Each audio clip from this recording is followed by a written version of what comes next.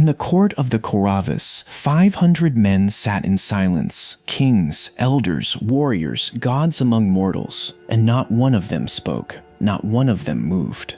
Because in front of them all, a queen was being dragged by her hair into the open court in a torn sari and forced to kneel before the man who had just gambled her away like a coin. Her name was Draupadi, and she had a question, one question that no one in that hall could answer.